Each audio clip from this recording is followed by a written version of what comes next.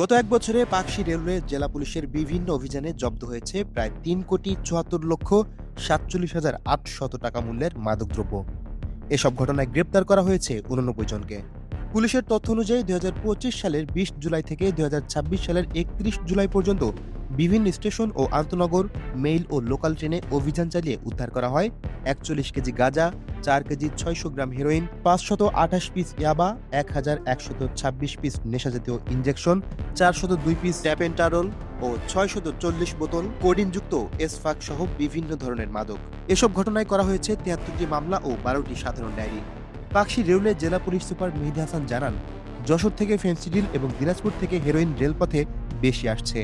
এসব মাদকের সরবরাহ বন্ধে অভিযান আরও জোরদার করা হয়েছে।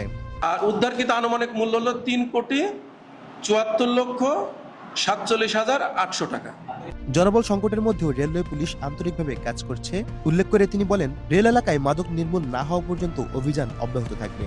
এদিকে তথ্য আদান প্রদানের মাধ্যমে রেলওয়ে পুলিশের কার্যক্রম আরও গতিশীল করতে সাংবাদিকদের সহযোগিতাও কামনা করেছেন পুলিশ সুপার।